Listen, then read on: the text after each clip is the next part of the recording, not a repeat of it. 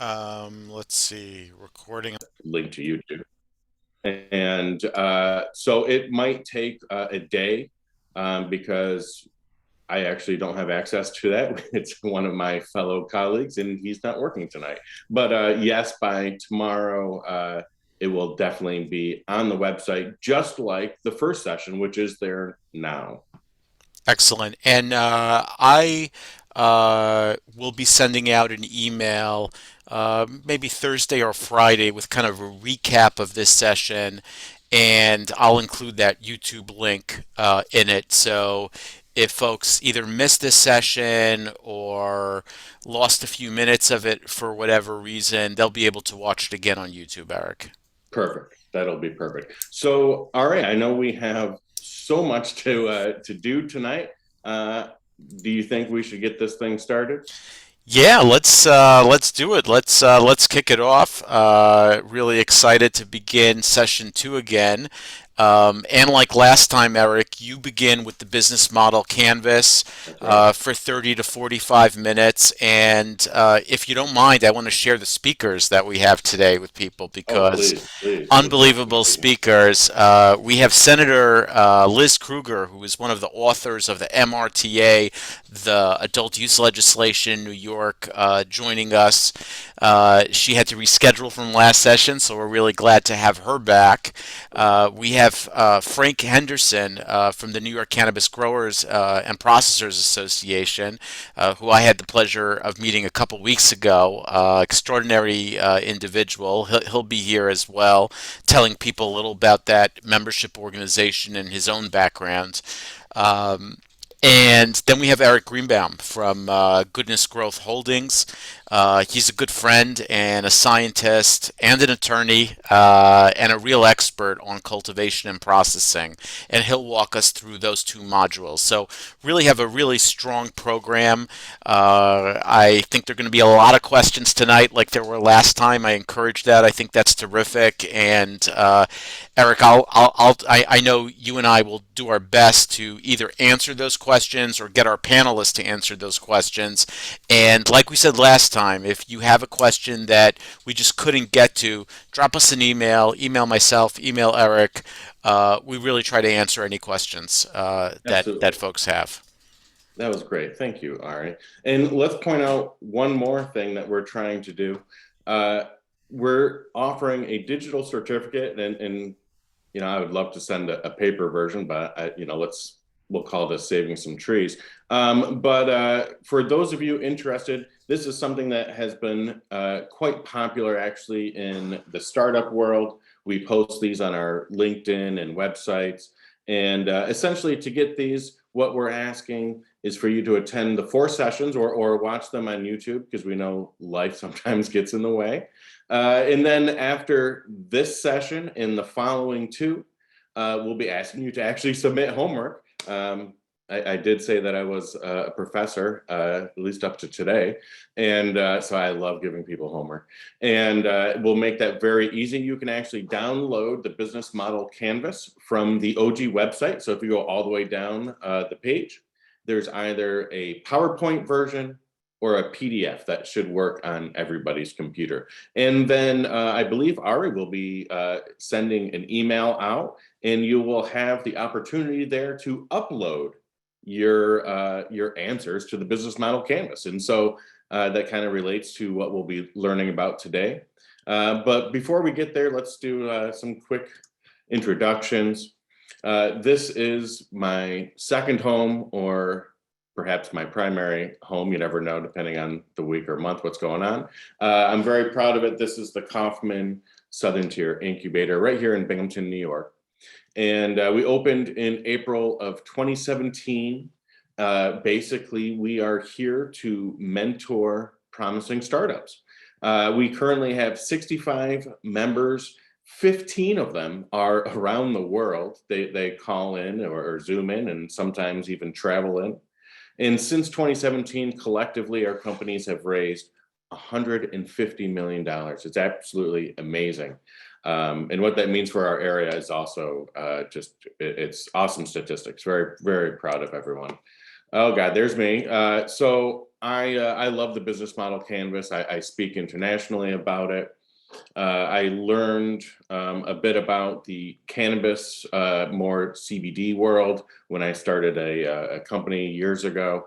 I've since exited. I kind of feel like it's a conflict of interest if I mentor too many companies and I'm involved in it. But well before that, I was actually a CIA graduated chef. I do love to cook. No, I actually have not done it with cannabis yet. I'm so embarrassed. I've played with terpenes, but not actually cannabis. And then Eric, after, what's for dinner tonight after this all winds down at about 7:35 or so? oh What my do you gosh, have planned? What do chefs have for dinner? I think it's actually going to be leftovers because last night I had this beautiful skirt steak that I did this whole kind of marsala masala marinade and then smoked it on the charcoal grill and beets and all this kind of stuff. But it's probably going to be leftovers. I'm getting We'll hungry cook just fresh tomorrow. I'm getting hungry just listening to you, and I'm not going to eat for the next 2 hours. So no more Man. food questions. I know, right? Well, after that, I actually became a clinical dietitian. Worked many years in geriatrics and even more helping those afflicted with HIV and AIDS throughout New York State. And somehow, throughout all those years, I started to become an inventor. I have some patents pending, some trademarks, and amazingly, after maybe 10 years now, I now mentor companies in 10 countries and from New York to Oregon. So, shout out to all of you around the world. But we're actually here to talk about these three things. This is the topic of the day. So, key activities, key resources, and key partnerships. So, this is the business model canvas. This is what you can download. It's not quite as pretty because I made both of the versions so that you can download them. But this is found on the OG website. And again, if you didn't see the first cohort or the first session yet, this basically replaces the business plan. It is not as simple. It's kind of like a game of chess. The rules are perhaps very simple, but the work that goes into it is just as intense as a business plan. So we are actually going to be looking at what makes my business idea feasible. So feasibility. So if you remember, the business model canvas really looks at three things. Feasibility. Do we need to build or do we need to borrow in order to make this company idea feasible? The next thing is desirability. We're going to explore that next. And so that's really all about the customer and what values you bring to that customer. It's all about values, fixing a pain. And then lastly, viability. This is the one that everyone probably looks at last, and that's why we call it the sanity check. But are you actually going to make enough money doing this? And that's really the beauty of what we're trying to bring through all these sessions is enough information and tools that you can answer these three things about your intentions about getting into the cannabis world. But let's jump right into why we're actually here. This is what we call the back of the house in the theater of business modeling. And this is really how we create that value that a customer is going to purchase from us. And it involves three things. So one of them is partnerships, and we're gonna get into these a little bit deeper. But partnerships, kind of like you might think, describe the people that are involved in order to keep your business going. But to be honest, from my view, I hope to explain that we actually need more out of people that we call partners. I don't think partners are it's just a supplier does not necessarily make a partner, but we're gonna get into that. We have key resources. This to me is everything. This is the advantage maker, and so this is going to be very important, really, for anyone trying to transition a business. If you're already, I know we have a lot of MWBEs, which is just amazing. So you have that background. You've already been fighting. So really taking an assessment of what key resources you have that give you an advantage over other people. And then lastly, key activities, something a lot of folks don't really think about, but what are all the things you have to do to keep this business model moving, right? So it's very interesting stuff. I really love the back of the house here, and we're going to start with key resources. So And Eric, let me just please, jump in again, if I may. Um, if someone is thinking of opening a dispensary or a processing facility, um, whatever part of the supply chain people are most interested in, can they use the same framework? great question. The beauty of the business model canvas is that it is actually universal. So it is not just limited to cannabis. It's not limited to startups. In fact, we teach it to students who don't even have intentions of being an entrepreneur, all the way up to companies like Nestle and GE. Everyone uses this, and it can get so much more intense. You know, we could have many more classes about getting into the patterns that you can be seeing. But the idea is we can make it on the business model canvas and change it very easily, because unlike the business plan, which does have great value with banks and maybe investors, the business model canvas is a living document. We're only looking for a sentence or words or even pictures to truly answer any of the segments in there. So the classic definition of key resources, again, describe the most important assets that really kind of keep that business model working. This is, you know, what you produce in order to make money. But I like to challenge that and say, in fact, key resources are what your advantage makers are. And it's very important to reflect upon what key resources you really have. So there's four different types, actually. One is physical. You might be a place, thing, or object. You might own a greenhouse. You might have already some technology, something like that that helps you. Human. You know, if you have the knowledge to sell, if you have the knowledge to grow, the experience, something like that. Human resources. Financial, right? Some people, please send me your business card, might already have the money to get into this, or maybe they've saved the money, or maybe they're selling assets or transferring assets. But we have to think about financial as an actual resource. And then lastly, intellectual. This covers patents, trademarks, things like that. But really, that first word, brand, I think is extremely important when it comes to cannabis. Brand could be worth so much. You know, if you look up the story of Jelly Belly and David Klein, he almost lost it all because someone trademarked Jelly Belly from under him. The brand is worth so much, and it's something that you can actually start trying to achieve today. And people can't take that away. Well, unless you don't trademark it.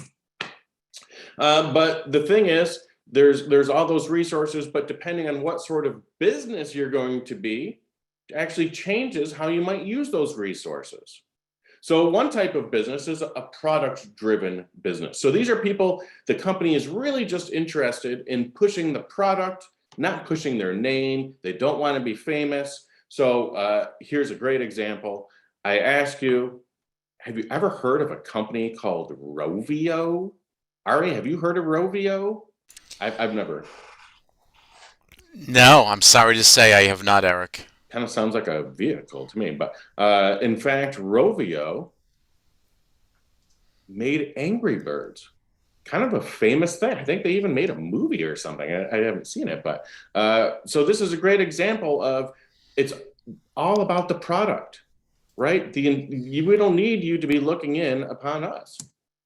Then we have a scope-driven business. I love this one. This was certainly one that helped with my CBD company. These are companies that are saying, look, we're going to go after a very specific customer segment. So with cannabis, perhaps you're going after people with aches and pains. Maybe you're going after folks that need help with sleeping. But the idea here is we're going after a very specific segment. My example, AARP, right? They're going after a very specific age sector, let's say. And that's really all they're interested in. And then lastly, we have an infrastructure driven business. So these are really the folks, maybe they've been around for a little while, but their name is out there. They have supporting stores. They really have a structure already, and they're able to leverage that structure that they've created in the market. My example is SiriusXM. They've got those satellites up there, and it's pretty hard to jump in and compete against them because they already have it, and it's kind of an expensive barrier to entry. So really the takeaway here, folks, when you're looking at what are my key resources, is you want to say, what are my unique assets? What do I have that no one else has?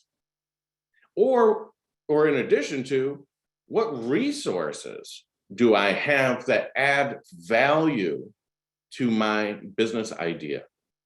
And of course, that can all be summarized as advantage makers. Your resources, or what resources you need to create advantage makers for your company. And that's how we compete. All right, moving on, key activities. So basically, what do you need to do to keep the lights on? That's really what we're talking about here.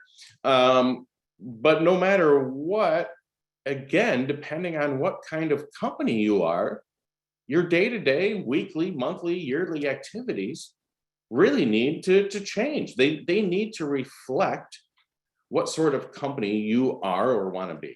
So what I mean by that is, here we go. We have three of them: production, problem solving, and platform.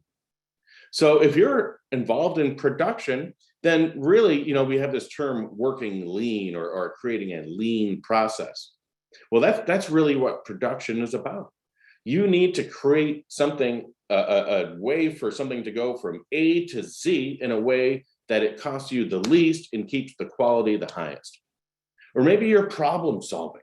If you're going to start a retail store or a brand, what problem are you solving?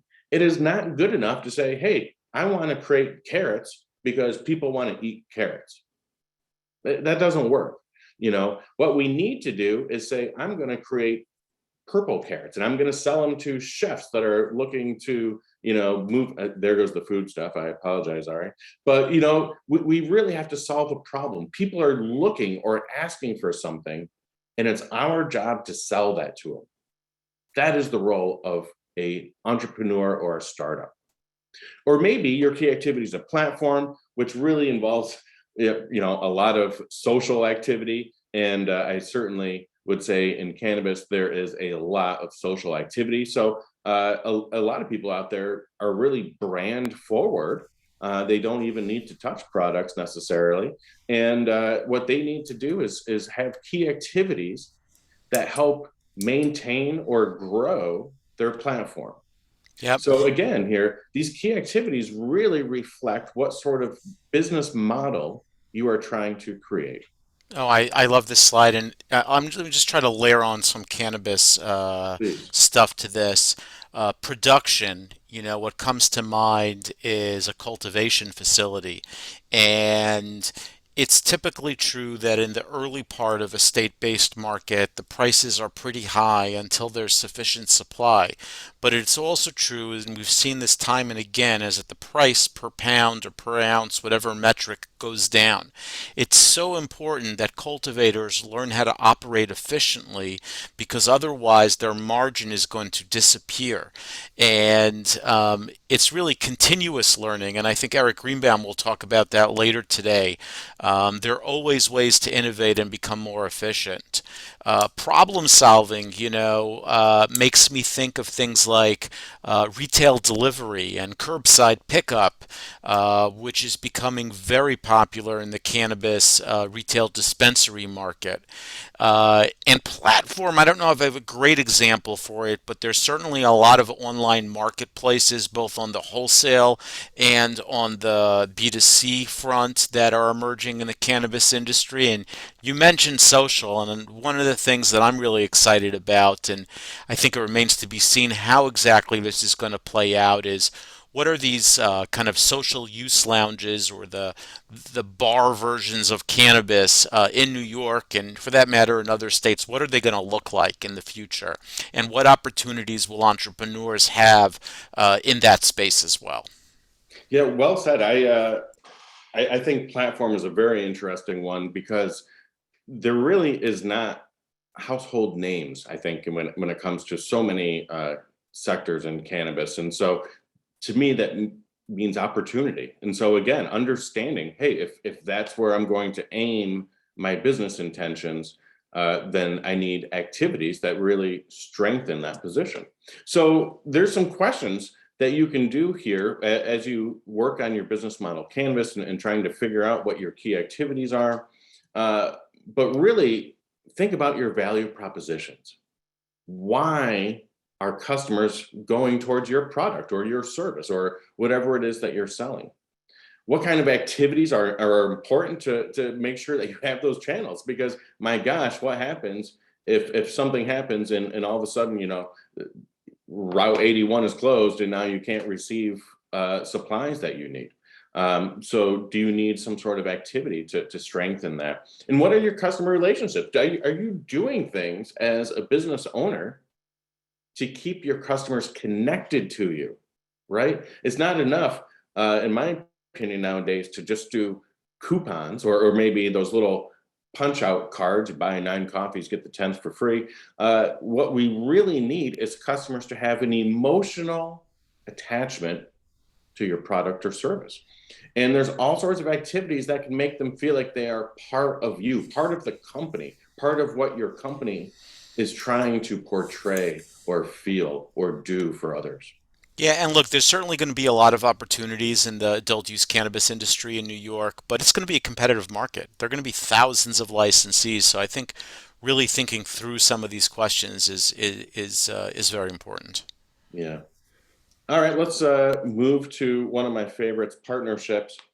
Um, I've certainly learned in my years of working with a lot of young startups that the first lesson that they are kind of forced to learn is how or how not to do partnerships. But it is incredibly important.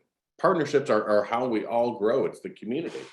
And so, you can think about a partnership as two companies, whatever, two people forming an alliance, whether there's a contract or not, blah blah blah. That's the book definitions.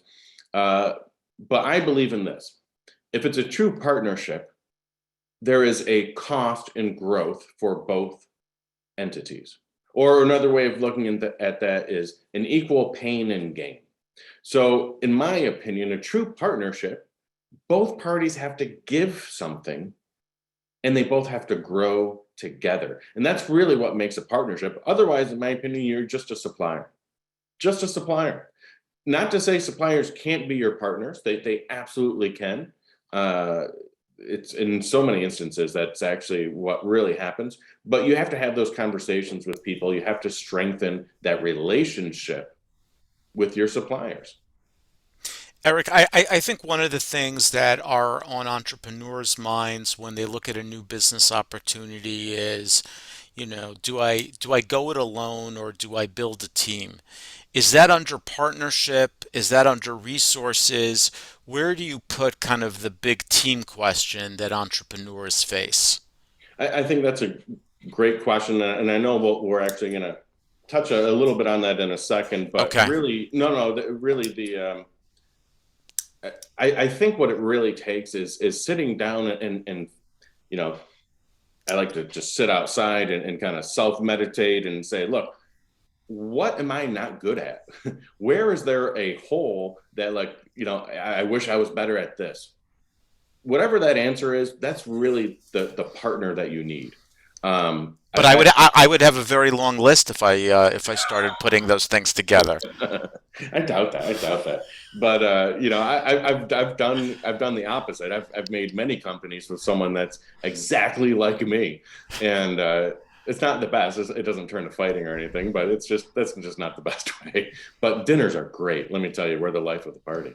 But let's keep moving here. I do have some things when you are creating partnerships. This really, to me, is super important.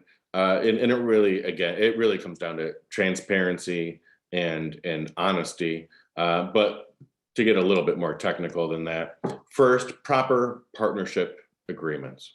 If you're going to go into business with someone, please go to a lawyer, have a correct partnership agreement made, the correct paperwork, the whole, what if, I hate to say this, but what if someone passes?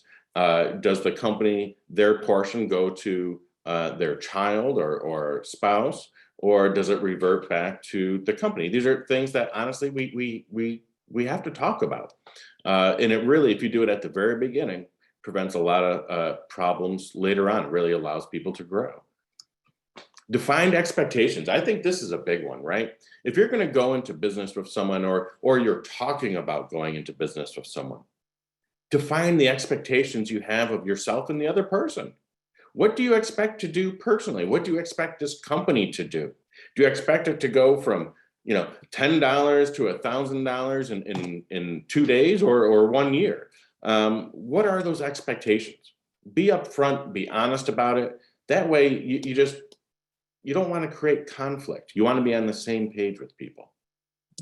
And I really like this one. What impact do you want your company to have on your customer?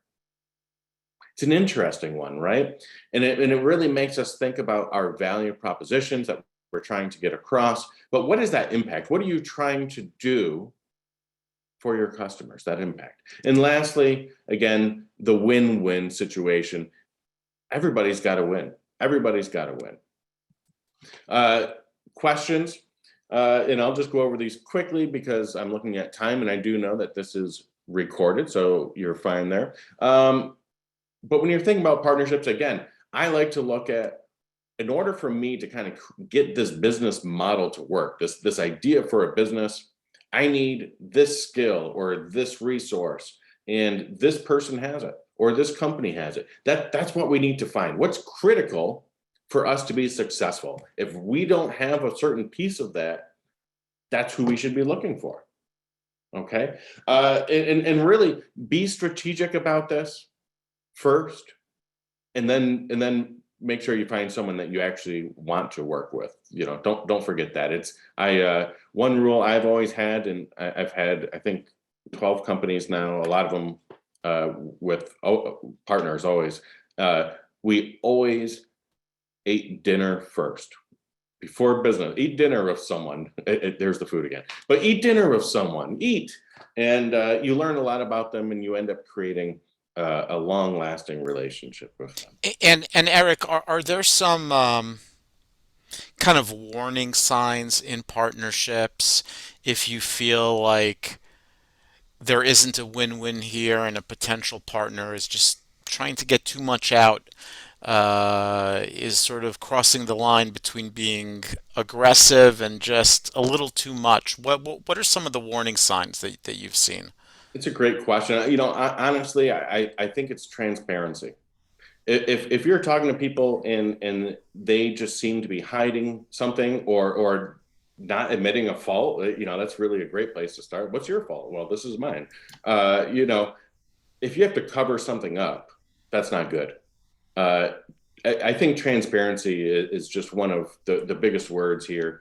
But really, your partner needs to fill a void that you have found yourself. Don't let them tell you what the void is. You discover what the void is, but make sure you find someone that really helps alleviate that pain in your business model. Thank you. Yeah. So I thought I'd do something real quick here and kind of just show you how the BMC works in a very simplistic form. But this is actually a true model for Dyson. The started with vacuums and things like that. I actually saw one in a museum in New York City. It's amazing. He has a vacuum at the Met. So when you start really getting into business modeling, which can be seen very easily on the business model canvas, we start to find patterns. And in these patterns, we start to see where certain companies say, this pattern is what I'm going to use to dominate a market. And so one of these is what we call a resource castle. And it basically means that the company is making all of its money creating this resource that no one else can get at. Right? They're vacuums. They unbelievably expensive. Because they're round and bubbly or something. So here's how it starts.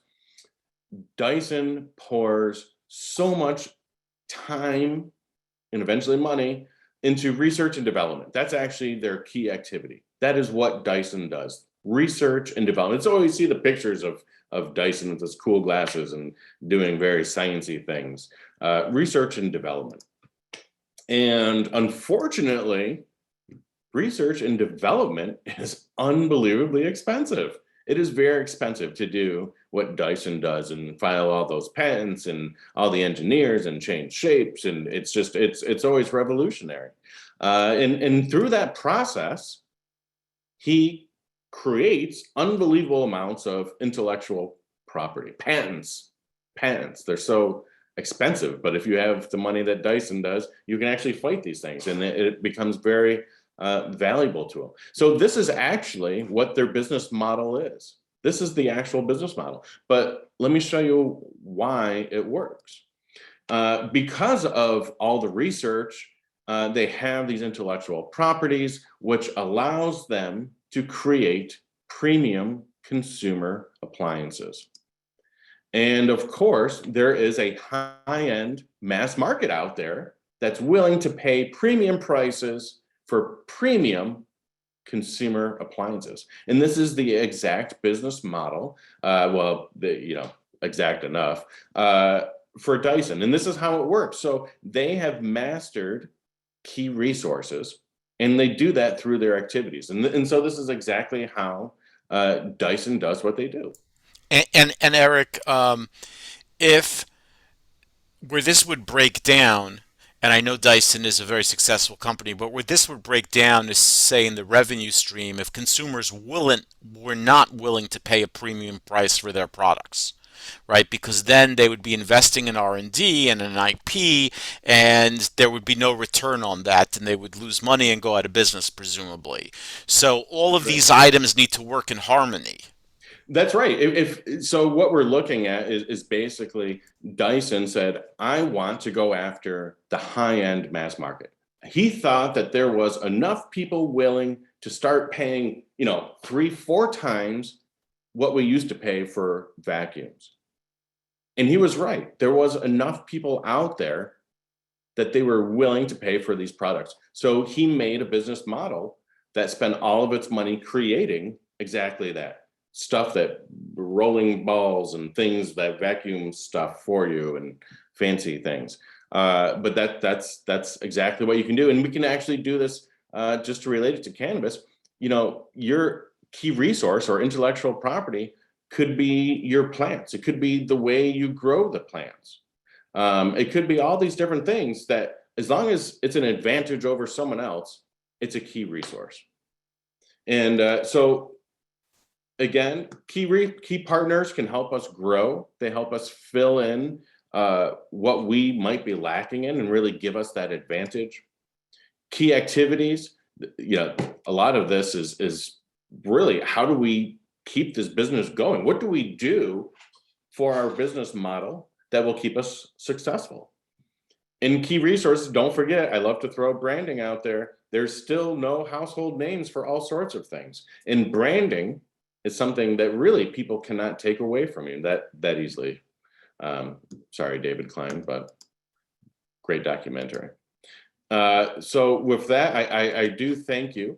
And I think we have a quick quiz just to, it was the last day of class. I saw, we got to do another quiz. Absolutely. Okay, I am going to put up the business model canvas session 2 review. And Eric, just tell me if you see this on your screen now. I do. It looks perfect. Okay, so for participants, you have 3 questions. We'll give it about maybe a minute or two, give folks a chance to answer these questions, just really to see if you connected with this material. And then I'm going to ask Eric to walk us through the correct answers. And I see people are starting to answer the questions right now. And let's give folks a little bit more time to Yeah. kind of read through these business model Canvas questions. And Eric, while we're doing this, is the BMC, is the business model Canvas, is it a New York thing or a US thing? Who uses this? Yeah, great. So it was actually created in Switzerland.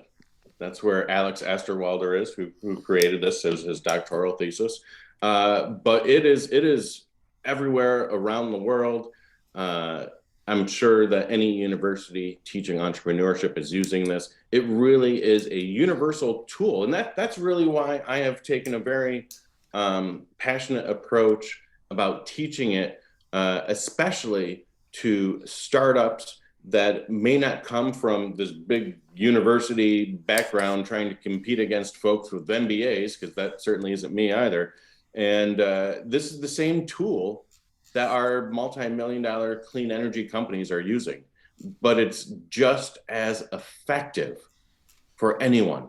It really is a universally powerful tool, and that's really where my passion is behind it. No, thank you, Eric. Okay, I'm going to end the poll in just a few seconds. We already have over, I think, 70 people who responded.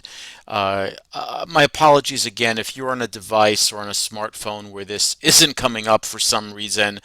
This happened in the last session. Our apologies. I know that for some of you, you're not seeing this. I'm going to ask Eric to read the questions as we end the poll here now, and help us understand the correct answers. So go ahead, Eric. Excellent. So the first question, and this really kind of reverts to my language, perhaps. Who are key partners? Now, really, the answer I was going for, yes, they are suppliers, but an equal paying company. To me, a key partner receives the same pain that you receive. Pain and gain really should be equal with partners. That way you grow with them, as opposed to just buying something from someone and they don't really have a vested interest in your success. So, equal pain company really is what we need to look for. What are key activities? I thought the opening lots was going to get everyone. That was my old man joke there. Yeah, necessary activities. That's exactly it. We need to look at what does our business need to keep running? What to keep this business model functioning and logical? What are the necessary activities? So great job. That was awesome. What is a key resource? Whoever said OG Accelerator, they're getting a sticker. However, uh, advantage makers. That is a key resource. Any resource you have that creates an advantage over those you're trying to compete against is a true key resource. So thank you so much. I thought that was awesome. Excellent. Eric, I think we're going to take a 5 minute break now. And just to remind people, we're moving towards sort of the cannabis curriculum part of the session in 5 minutes.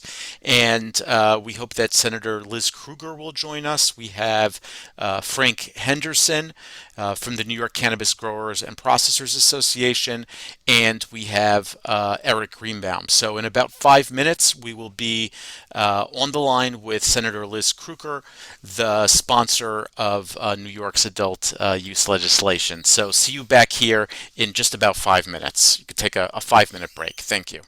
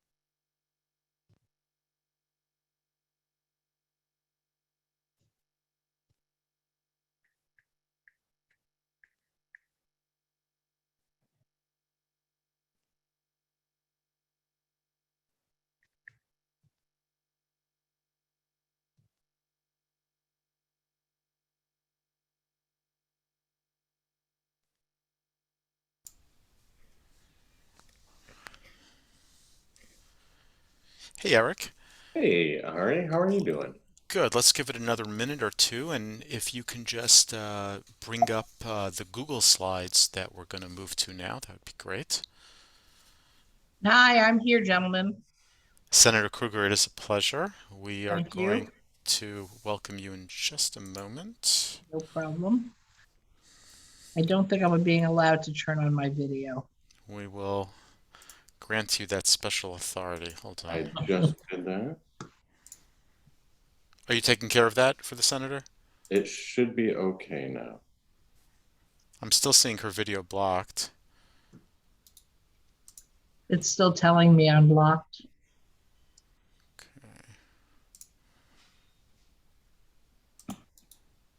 Same for me also. No This is problem. Frank. Well, I look much less tired in the picture, so maybe we'll just use that. In real life, I'm quite tired. See, on mine, for sharing, it says all panelists can share. Yep. Let's just give this a moment or two while we work through some of these technical issues. Similar thing happened last time.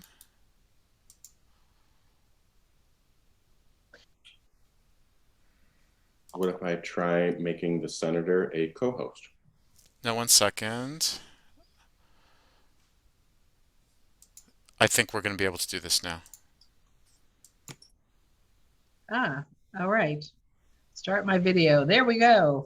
Here we go. Senator, thank you so much for joining us this evening. You are on this Zoom webinar with over 100 cannabis entrepreneurs from across the state, all the way from the southern tier to Buffalo to Rochester to the Love in great Brooklyn. Brooklyn, Manhattan, all across the city. And it is a real honor to have you, given your historic role in this industry, speak to us tonight. And I know that you had some other surprise obligations last week with all sorts of interesting news developments. Oh, And yes. that unprecedented news developments, I should say, but really appreciate it that that you have made time in your schedule to speak to us. I should also mention that a large number of the entrepreneurs who are participating in this webinar and likely watching it afterwards on YouTube are state and city certified MWBEs. and are very excited about opportunities that they may have given that status in the adult use industry. So you're really a person who needs no introduction given your role in adult use cannabis and legislation. So really just interested in learning from you and uh, having you share your vision for the industry. And just on a personal note, I had the pleasure of testifying before you That's right. probably in 2013 or 2014. And there are not too many elected officials who are so persistent year after year. You did not drop this bill. You kept on introducing it. You kept on working it. And it was hard to predict the timing, but it eventually passed. And where does that persistence come from? And really, if I look at your background, you have an amazing background, really with poverty, with homelessness, with hunger. How did somebody with your background become an advocate for cannabis legalization? Frankly, my motivation was after the Drug Policy Alliance, and I think it was the New York Civil Liberties Union, came to a meeting and showed me the statistics on how many young Black and brown people in the state of New York were getting busted for a couple of marijuana cigarettes in their pockets or their backpacks, and were then rolling into the criminal justice system in some way. And I just finished the meeting and said, well, this is insane. I think at the time in the Bloomberg administration, the data was 50,000 young people a year just for having a little bit of marijuana on them. And I said at the meeting, so I represent one of the whitest districts in the city of New York. Nobody gets busted for marijuana. None of the kids in my district get busted for marijuana. And I guarantee you they're using it at the same rates as Black and brown kids in all the surrounding districts. And this is racially discriminatory at every level. And it's abuse of these young people, because once they start with any kind of record or involvement in the criminal justice system, they may no longer be eligible to take civil service tests to get good city government jobs. They may not be able to get certain kinds of grants and loans for college. If, God forbid, their parents live in federal housing, they may be told they're not allowed to live there anymore, and on and on and on. And I was like, I was using marijuana in the 70s and no one was bothering me. And in fact, that is a truth. But pretty much the last time I used marijuana was 1976 at the Rocky Horror Picture Show in Chicago. I was a college sophomore, and they were basically passing it around in the movie theater. But I'd actually experimented with marijuana and decided to stop actually in 8th and 9th grade. In high school, I thought I was past marijuana. So I didn't get involved in this because I wanted to use marijuana, and I don't unless it's medically recommended to me. I believe that everything in moderation. I joked for years, if you're stoned, don't try to come talk to me about this bill, because frankly, you can't have a coherent conversation with a stoner if they're high. I want to talk to serious people about how we get legislation done that makes sense. But my commitment was to ending the criminal sanctions and for trying to develop a model where communities that the most harm was done with stupid backwards drug wars for decades and decades and decades would be given opportunities to participate in these new legalized businesses in our state. And I stayed with that commitment through the 7 years, Ari, it took me to get this bill done. And I had an excellent partner from the Assembly from Buffalo, African-American majority leader. And we stayed committed to ourselves and each other that we weren't going to forget why we were doing this. And either we were going to get it done right, or we weren't going to get it done that year. And there were a number of false starts and stops where Andrew Cuomo, then governor, who really hates marijuana, it turns out, would sort of pull the rug out from under us. It was a little bit like Charlie Brown in the football. You thought you got to X level, and then whoops, nope, that's not okay. End of discussions, end of consideration. And we would have to go back to the bill the year later. Now, the good news, I know you think this is good news, not really.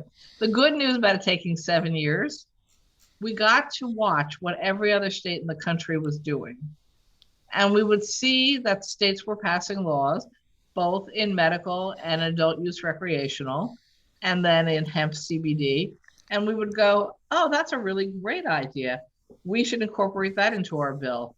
Oh, look what a disaster that was over there. Let's take that out of our bill. So we really had, not that we wanted this many years, but we had opportunities to fine tune the legislation so that when it did pass, we actually could stand up and go, we think we may have the model bill for the country, and we believe this is going to work. And we had worked with, I'm not kidding, thousands of advocates and people interested in the business to get input. And if none of them are happy totally, then you've done something right. But we did an expansive bill that not only made adult recreational legal, allowed the expungement of the records of people who had been caught up in the criminal justice system for marijuana. I think at last count, we've already expunged 300,000 records under that law. 300,000 people with clean records now because we were able to expunge their records.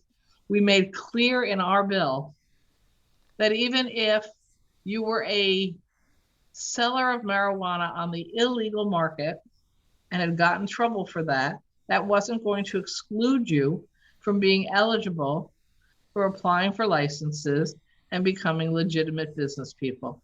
And I absolutely believe that some of these people are going to prove to be the most successful people in our new regulated legal industry. Because after all, if they could figure out how to build a business, work with clients while running away from the police, just imagine if they actually have a store and are legal and don't have to run away from anyone and know what the products are that they're selling. And they've told me over and over again, we don't want to have to be in a legal business. We would like to be in a legal business.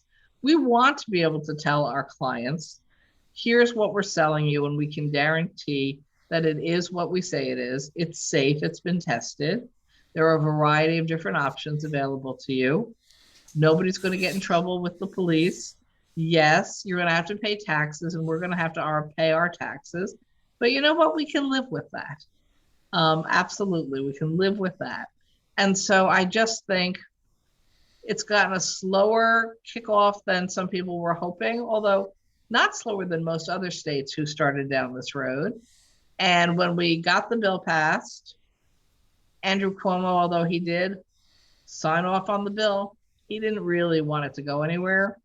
So he wouldn't allow anyone to be hired to start the Cannabis Management Agency. Excuse me, the Office of Cannabis Management. So without staff, you can't write regulations. You don't have a board. You don't have any state money. So we were in this holding pattern while Andrew Cuomo sort of felt like he got the last laugh because he did sign the bill, but then had no intention of anything happening next. And then, of course, we all know the story, and he had to leave office. And then Kathy Hochul came in as governor with 12 days notice. And there were many friends from the cannabis world who were like, Liz, you have to talk to Hochul like on day one about dealing with moving forward on cannabis. And I said, she's a brand new governor. She has 8 billion new issues to deal with. I'm sorry, cannabis can't be in the top 10. I'm going to give her a couple of weeks to settle in, to build her own staff, and then I'll approach her about our problems with cannabis. And 2 weeks in, and I was giving her more time, she called me and said, okay, Liz, I've learned we've done nothing to start to implement the cannabis bill. We need to do this. You know what you're talking about. You spent 7 years on this bill. You sit down with my people, you tell them what they need to do, you tell me who to hire to make sure this gets done, and we're going to get it done. And so Kathy Hochul should be realized as one of the quiet, late in the game heroines of this story, because if she hadn't been willing to jump in and say, okay, people, we got to get going now, who knows where we would be right now. And I'm confident that we will see approval of licenses by the end of the year and stores open early in 23. And we already know that we've given licenses to expanded universe to grow cannabis, because one of the lessons we learned from other states, if you wait to build up a stock of quality cannabis until the stores are opening, they have no product to sell. So you want to make sure that you're actually already in a place with cannabis to sell before you get your licenses for selling. So we've already done that. We've done expansion of medical marijuana, where there were a whole host of problems with our too limited program, too few licenses, too few options for different types of medical products, even though researchers from around the world were coming up with more products that had real impacts on real people's lives with different illnesses. So we expanded that. And we also corrected and expanded a slightly earlier bill on legalizing hemp and CBD production. Because the fact is, when I started working on the bill 7 years before it passed, I don't even know if people knew what CBD was. I'm not sure it was a product yet. And then suddenly it was the fastest growing product in the cannabis world. And it was like, oh, damn, we have to figure that one out too. So the bill is enormous, and people laugh at me about that. They're like, it's not exactly streamlined, Liz. I was like, well, we were trying to do many different things. And we do have a great team at the Office of Cannabis Management, led by Christopher Alexander as the executive director, who, by the way, was my lawyer helping me write the bill inside the Senate for all those years. And then when he went to OCM, he said, I need some of those other people you have to come work for me, and took some of our best people. I was like, wait a second here. I didn't sign off on that. He goes, you know, you want me to be successful. I said, of course I do. So we lost a bunch of really good Senate staff who moved over to the Office of Cannabis Management with Chris Alexander and are doing us all proud. And I'll probably stop now and let you ask me a few questions or hang up on me, whichever you like. No, I really appreciate it. That was absolutely terrific. Senator, we know your time is limited, but we do have some Zoom questions that have kind of rolled in as you were speaking. So I'll throw a few at you if that's okay with you. Sure.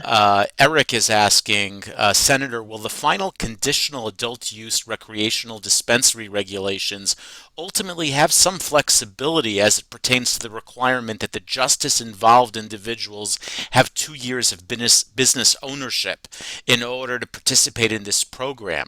Nothing in MRTA mentions this business ownership requirement, is Eric's point. So the requirement is only intended for the first 150 licenses that we're trying to kickstart the program with. It won't apply to anyone else.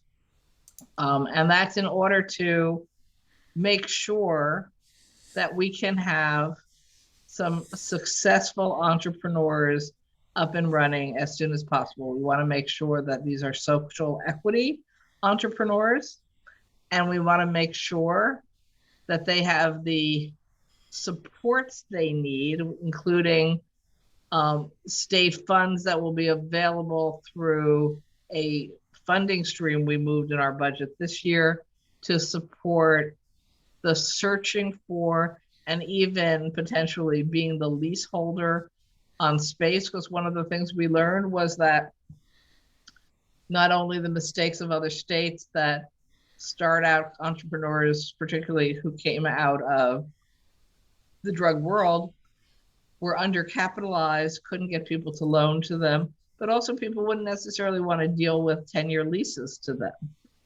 And so this will ensure that there are some additional standards for those first 150 licenses who will be eligible to participate with technical assistance and financial support to help them get their places up and running. It will not Excellent. apply to everybody afterwards. Excellent.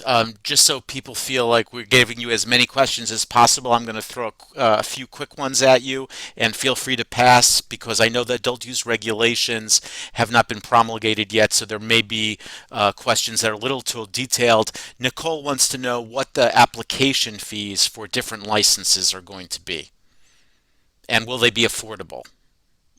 Okay, I believe they will be affordable, and I don't know the answer because we chose to not micromanage within the statute and to leave it to the Office of Cannabis Management to make those kinds of decisions through their regulations. So I think we sort of have to wait and see.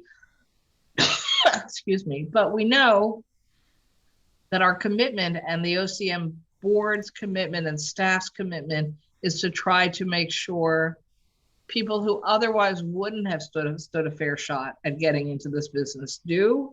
So I'm pretty sure there's going to be flexibility and not insane sort of financial tests to participate. Thank you. As a Black legacy grower of 20 years, how do I position myself for a cannabis license? The first thing you should do is don't be setting up illegal shops now or illegal trucks on the streets of cities where you're pretending it's legal even though you don't have a license, or you're offering the cannabis free when you buy expensive t-shirts or clothing. We are extremely frustrated that there are so many people who are rushing ahead of our regulations and not waiting to get licensed. And so I want to make it clear, we don't want to have the police do anything to you. Our whole goal was to get this out of the criminal justice system. But if you're caught doing this, you're not going to get licenses from the state. That's going to be the penalty. So please don't, even if you've been doing illegal activity, don't be jumping in there with stores and vehicles and et cetera, et cetera. You know, I'm not saying there's anybody out there chasing you out of Washington Square Park. If you're selling there and you've been selling there for all I know for 40 years, you know, but really the setting up of illegal businesses and pretending you've already been approved is a huge problem. Two last questions. Will non-justice involved minority business owners be eligible for adult use licenses at some point after the justice involved individuals are on board into the program? Yes, as I said, those specific quote unquote tougher requirements are being applied to the first 150 licenses. And this is a medical cannabis question. How protected, from Kelly, how protected should medical cannabis patients feel as far as growing their own medicine? So it is true that the legislation allows home grow for medical. And it's partly because the medical has been proved to be so expensive and there's no insurance that covers medical marijuana, although we're working on a bill to try to provide insurance coverage for medical marijuana. The risk for home grow, particularly depending on what illness you might have, is that it might not be the right product for you. With home grow, we're pretty much assuming you're going to be inhaling and burning flower. Well, I've worked with a lot of different doctors on this issue over the years, and people come from all different directions, but the one universal agreement is lungs were not designed to inhale burning products. So if you have health issues, inhaling burning products, whether it's tobacco or nicotine or cannabis, is not a smart idea.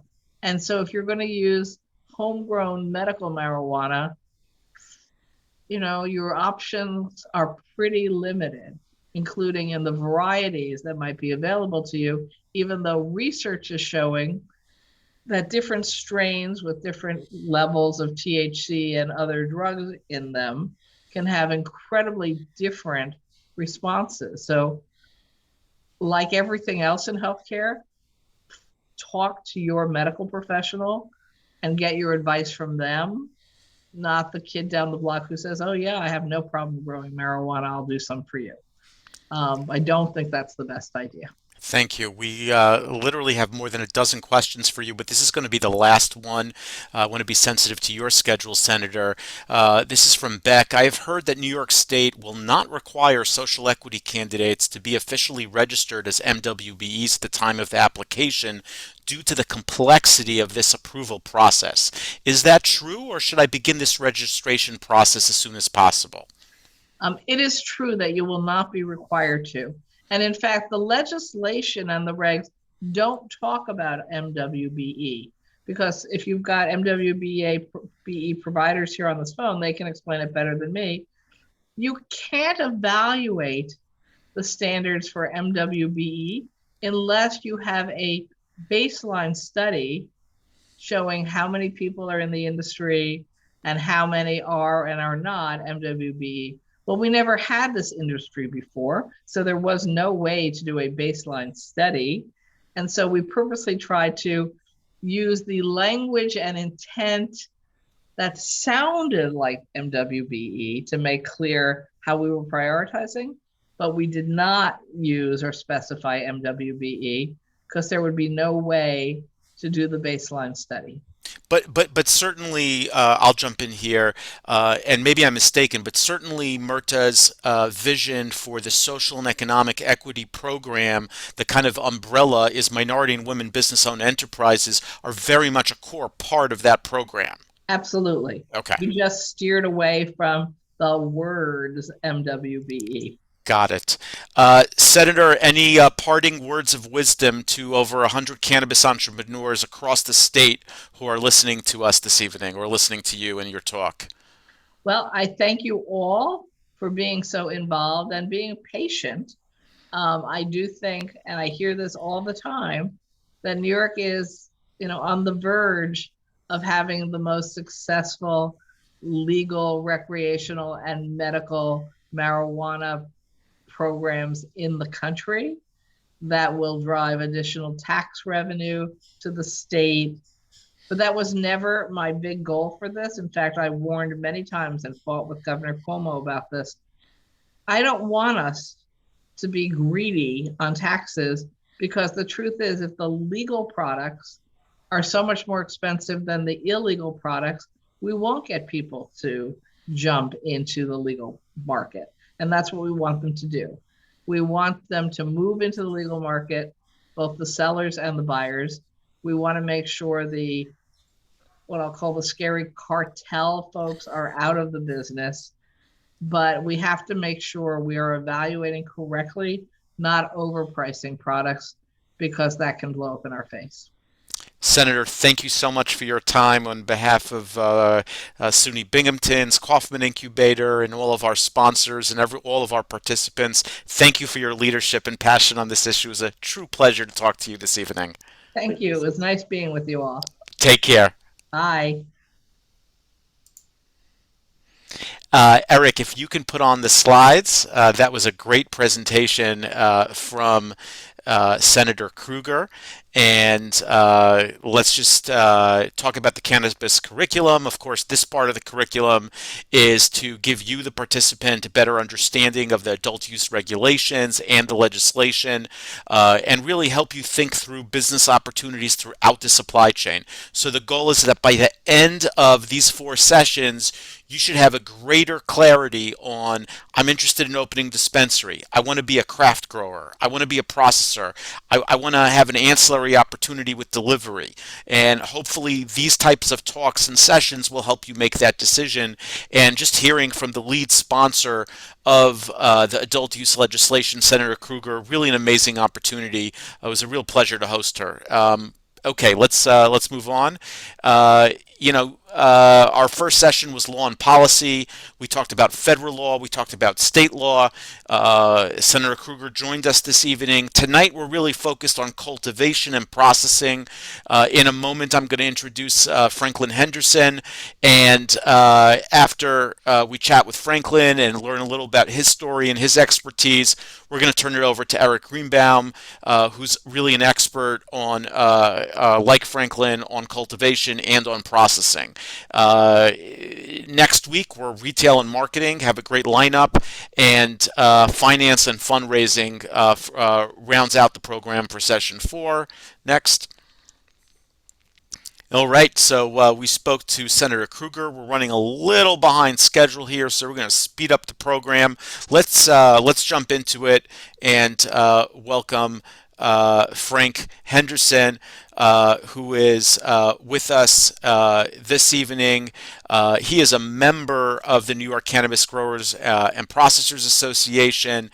He has an amazing role working with public school students, high school students, with experimental learning in hydroponics. He shared some of those stories with me when I first met him. He's enrolled in a master's program at Cornell in agriculture, and has a background as an award-winning cultivator from California, and is now a Brooklyn resident. It's a great pleasure to be able to welcome Franklin to our program tonight. So let's come off the slides, and then we will be able to welcome Franklin. Hi, everybody. Thank you for having me. It's honored to be here. It is great to have you, Franklin. And, usually when people think about growers, at least in New York, you think about folks maybe in the southern tier or in upstate New York, but you're a grower who lives in Brooklyn. How is that possible? Are there growers in the city? And how did you develop such a passion for cannabis, for the plant, and for growing? Well, I was professionally trained as a artist, and also worked in the music world for a long time. And the cannabis culture, you can say, has kind of been Russian doll nested inside of those two cultures and industries for a really long time, as well as the restaurant industry as well. So I was always exposed to it. It also helped me in the legacy market to be able to live the lifestyle that I wanted and buy the equipment for studios and pay rent and other things when the music stuff would get slow, or freelance work got slow, or you had to chase people down for money for work that you've already done. I always had cannabis. So much easier now that you can just come out and say it, where before you were like, hey, how come you're able to pay your bills? And I'm like, I know the right people.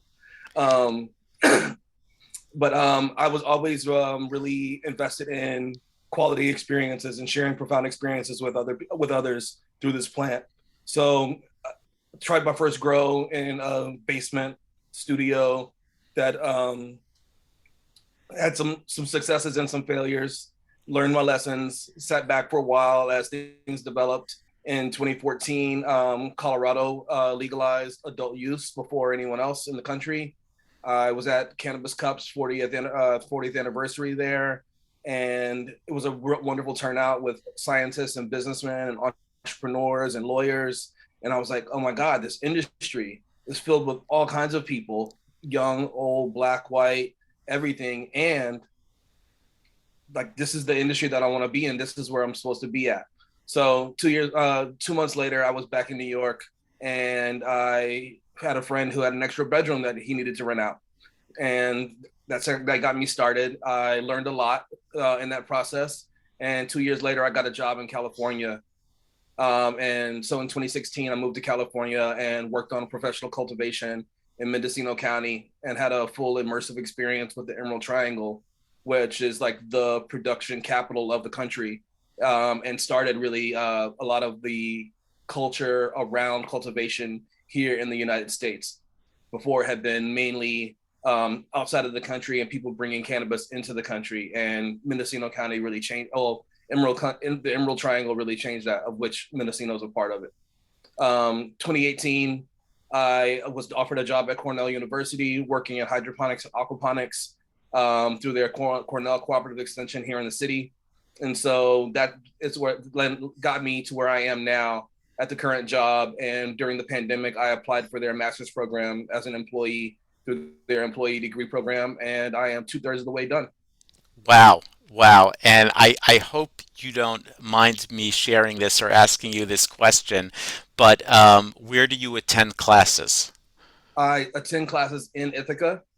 I live in Brooklyn and work in Hell's Kitchen, and I drive 4.5 hours to and rent Airbnbs to stay at when I have to do class. I'm also a husband and a parent, so it's hard on our family for me to be away for a little bit, but it's an investment that we believe is worth it. I was I mean, you should know when I was blown away when you shared that with me because to me that indicates such a deep level of commitment to enhancing one's skill set and to really getting deep into the industry to building your own credentials. I actually shared that. I was so inspired by that story. I shared it with my wife. I said, "Hey, I just spoke to this guy. He lives in Brooklyn and he goes to school in Cornell." She's like, "Oh, Cornell in the city. I know they have some programs here." No, no, no, no, no, sweetie. He goes to school in Ithaca. He drives 4.5 hours to Ithaca. I mean, it is just unbelievable.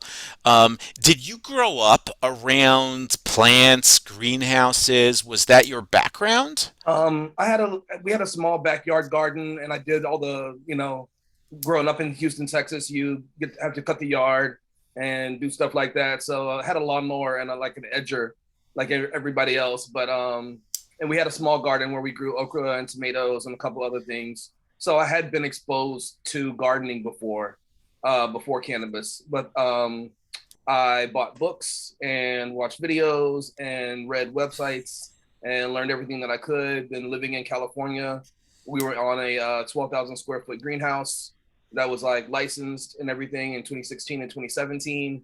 And so we just continued. I mean, I got real hands-on experience at scale. That year also we did fresh frozen rosin.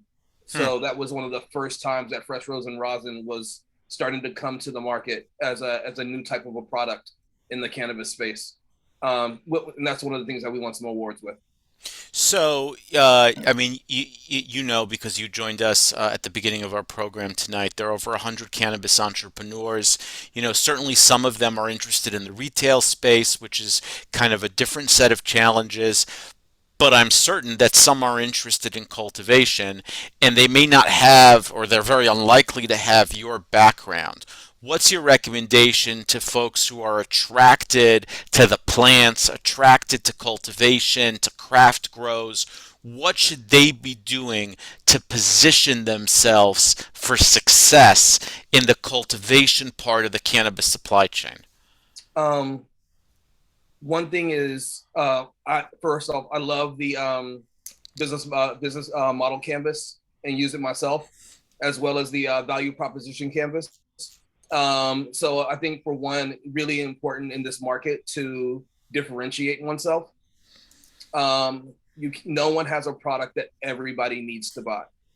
You have to make something that's for your audience, for cultivators, for retailers, for everybody in the cannabis space. I think it's really, really important to think about who your real customers are, dress them up, what kind of hair do they have, what kind of tattoos, etc., and make sure that you make something that's for them. And then also, this is your community. Talk to them and get feedback. I think that our market is going to be different because we're going to be able to get open feedback and information from the customers, which will then help you tweak your products and your cultivation style, et cetera, around the desires of the customer. And people that just want to do things for their ego, this is not gonna probably end well. If you think that you're gonna just be getting out of helicopters and into Rolls Royces, that's not really a farmer's life. Absolutely. So thinking about what your costs are going to be, what are you willing to invest in? Was it going to be your labor? Is it going to be your inputs? Is it going to be your genetics? What are you going to do? That's again, like what are your key resources that are going to allow you to make the product that people are really going to line up outside for and spend the night waiting for the new release of? Absolutely. You spoke about community, and I know that you're involved in the New York Cannabis Growers and Processors Association. Can you share a little about that, and how do people join? How do they get involved? And is that another good way to learn more about the industry if you're new to this industry? Absolutely. I couldn't imagine beginning the application process without being a member. It is, I mean, I think that the amount of resources, it's one of the largest cannabis professional associations in the state. And I would imagine that we're probably one of the larger ones in the country comparatively, given like the amount of population in New York. They've been involved since the beginning of the hemp program, and were instrumental in a lot of the changes that Liz Kruger talked about that they made to the hemp program, so that it was able to be successful and viable, and that people were able to run their farms, keep their farms, and be successful. And it's helping inform how we make the legislation now. Last week, I was on a call where we were asked, "Hey, these are the proposals that we're coming to the OCM with. What do you think about some of these things? Does anybody object to it? Are there things that we didn't think of?" Hmm. We as a group got to share and contribute to the presentation that was going to be presented to the legislators in Albany that same day. So in that sense, it's priceless. And I can't imagine getting into this, being in the dark, just sitting at home playing video games. So you get to be part of the process if you're a member of the association. Is it affordable if you're just a first-time entrepreneur? Are there kind of Um, entry-level memberships you can get? for me, I believe the cost is $500 a year, Okay. and for me, what everyone's hopes and dreams are that they're gonna make, as well as being a part of the community, it is worth it. There's before I was in Cornell, I would pay to go to workshops, Hmm. learning different processing, triple fraction distillation, et cetera, and those things would be anywhere from 750 to $5,000, and maybe 1 day, 2 day, maybe a 3 day thing. And so it was nice because I got to be around a community of other people that are growers like me or processors, et cetera, et cetera. And for like the networking that I got from that was valuable.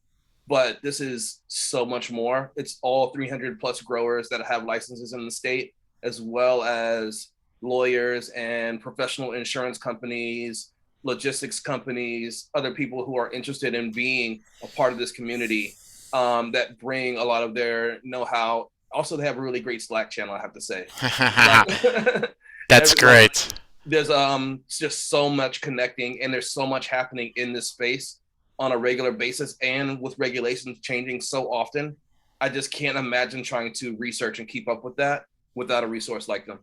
I really appreciate you sharing your inspiring story. The last question, and this comes from the Q&A, Franklin, Mhm. is somebody wants to know what your dream is in the adult use market. They say you have such a great background and you're getting a master's degree. What do you see yourself doing in the future in the adult use market?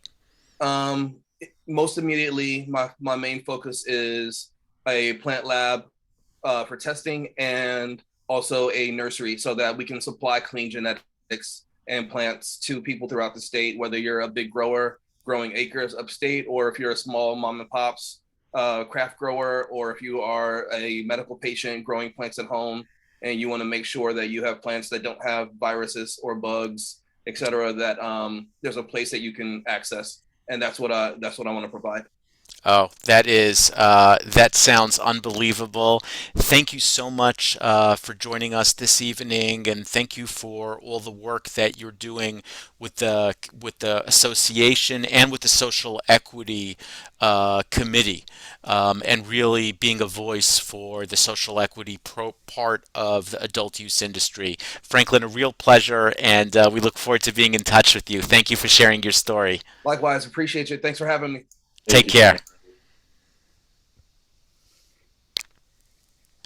And we are now going to go back to the slides, Eric. And Eric Crone. We have two Erics with us. We have Eric Crone and Eric Greenbaum. And there should be an introductory slide for Eric Greenbaum, if I'm not mistaken. This is Eric. Eric is not only a good friend of mine, but somebody who I've learned a tremendous amount about cannabis science from over the years. He has an impressive background in the cannabis industry. He's managed large teams of scientists and technicians really throughout the supply chain. He's led R&D programs. He's filed patents, and he not only has a background in science, he also has a background in law. And it is a real pleasure to welcome a good friend, Eric Greenbaum, to tonight's program. So let's come off the slides, and then I will. Actually, we have to stay on the slides. And Eric, are you able to talk and present now? I'm able to speak. Here you go. I think I'll rely on Eric Crone to advance the slides just so I can have my notes up. You know, I get nervous without my notes, despite having practiced this and given this presentation a few times. I do like to have my notes. And we're scheduled to end at 7:30. Is that right? Yeah, and we can probably go into OT for about 5 minutes, and I'm really sorry that we're a little rushed tonight. It's totally Um, fine. I mean, it was worth it to have the senator. I mean, it kind of historic to hear from her here. Yeah, and it was a pleasure having Franklin as well, of course. But Eric, before we get started, how does a guy who has a background in pharmacology and law get interested in cannabis? Yeah, it's a good question. I mean, kind of inspired by Franklin. I've historically never really spoken about kind of my personal involvement with cannabis, but I'll share with this group now in the spirit of kind of full disclosure. When I was a graduate student in pharmacology, I would from time to time engage in the responsible adult use of cannabis, and it was really just so fascinating to observe kind of what the huge variation of pharmacological effects that I noticed in myself, from you know responses in my gut to kind of feelings of creativity, whether those feelings are real or just kind of perceived creativity, sleep, having to do with dreams, the suppression of dreams, the kind of reintroduction of kind of very intense dreaming after not using for a long time, for a while. And so just as a scientist to kind of come into contact and have that direct experience with something that was just seemed to have all of these really robust effects on all of these different systems, really caught my attention. There's no way that I think a scientist that kind of experienced these things wouldn't be absolutely fascinated by this. And the fact that it comes from a plant with such a long history of use throughout the world, it just was fascinating for me. And just kind of generally my path kind of within academic science. I diverged from academic science about 4 years into my PhD program because I was really more interested in commercializing technology than really focusing on the minutia of problems. I was more interested in big picture stuff. And so I left academic science and joined a startup, which said startup promptly failed. because it ran out of money. And, as a scientist, I knew the words due diligence, but I didn't know anything else about due diligence, which, would have protected me. And so I did kind of, I took I had an opportunity to attend law school on a scholarship, which I thought would be a good opportunity to kind of give myself another skill set that I didn't have, really understand business a little bit better, and hopefully be able to apply both some scientific expertise as well as some legal expertise in intellectual property law, particularly patent law. That was what I was interested in doing. And I started my own patent firm right out of law school, and maintained a real interest in cannabis. So kind of what's happening in the background here is, the California and various states kind of are legalizing for medical use. And in 2013, there was a conference, a marijuana business conference that I attended, and it was in Midtown Manhattan, and the first panel, it was probably two-thirds of the people there were Wall Street types, buttoned up in suits and ties, and within like the first probably 40 minutes of the event, all the suits were gone, and it was just a bunch of people in tie-dyes that were smoking joints, in the venue. So, really interesting conference, lots of interesting things going on, met some interesting people. But in 2013, kind of my take home was, look, this industry is still a little bit fringe for me, and I wasn't ready to jump in. So I kind of kept monitoring it.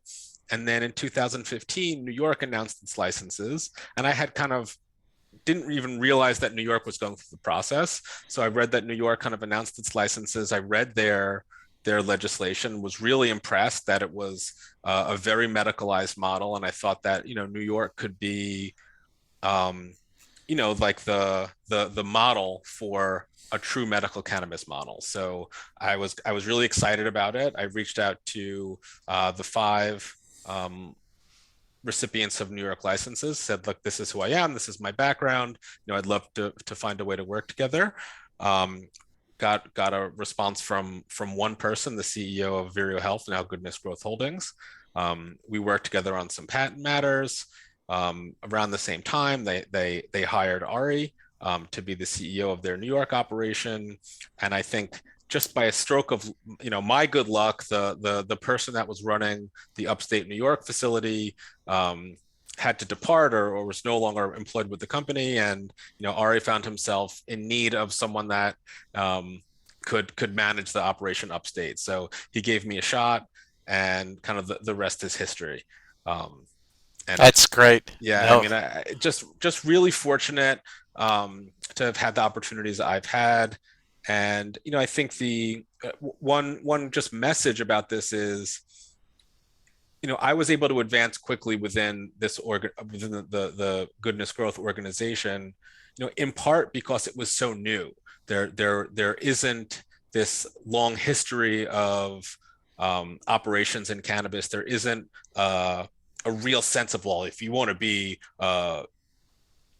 business leader in cannabis, you need to go to this school and have this background to do this. I was able to get in, and I was able to advance because I was capable, and I was able to kind of operate. And we're still in that zone, right? We're still in that zone of, if you can get in there and operate, whether it's as an employee of an organization or as a entrepreneur kind of in New York's market, if you could get in there and do it, you'll be able to move up and grow your business quickly. So you don't think it's too late, Eric? I don't. But I do think this is the last. This is the time. This is the end of the beginning, right? This is not the end of the end. It's not even the beginning of the end, but it's definitely the end of the beginning. I think New York, once New York is operating rec, there's not going to be another opportunity like this. No, that's great. Thank you for sharing your personal journey with us. Really fascinating. Let's jump into it. Let's jump into the cultivation module. Go ahead, Eric. All right. So very quickly, what we're going to talk about today is, an introduction to cannabis, and then we're going to talk about the cannabis supply chain, cannabis cultivation and manufacturing. So we'll talk about, why is cannabis interesting? what molecules does cannabis produce that give it such remarkable and interesting pharmacology, and how do these molecules interact with the human body? So let's do that first. So what makes cannabis so interesting? So I think cannabis just as a plant, forget about what it does, as a plant, it is really interesting. It has several features that make it interesting in and of itself. It's adaptable. It exists naturally in hot and humid climates, as well as in arid, cold climates, from the Himalayas to the jungles. And it produces this really immense variety of molecules with really interesting pharmacology. So we can go to the next slide, if you please. So cannabis as a species exists in, it has both male and female counterparts. This is what's known as dioecious. And so while both male and female plants produce flowers, it's the female plants that produce the flowers that we're interested in. Male plants produce pollen, and if the pollen from the male plants is introduced to the flowers of the female plants, the female plant will devote all of its energy to producing seeds. And so as growers, we want to make sure that our plants don't produce seeds, because if the plant is producing seeds, it's not producing these interesting molecules that are what we're really after. Therefore, most growers go through great pains to ensure that no male plants or pollen from male plants gets anywhere near their grows. And the term sinsemilla means without seeds, and is all about separating male and female plants. And the results of that is all of the plant's energy goes to the creation of these flowers instead of the creation of seeds. So another interesting feature of cannabis plants is their photosensitivity. So when we say cannabis plants are photosensitive, we mean that they have two growth phases, vegetative growth and flowering growth. And the change between vegetative phase and the flowering phase is triggered by a change in light period. So when the light is, when a cannabis plant receives 12 hours of light and 12 hours of darkness, it thinks that it's the fall, and it thinks it's time to produce seed, so it will go into its flowering phase.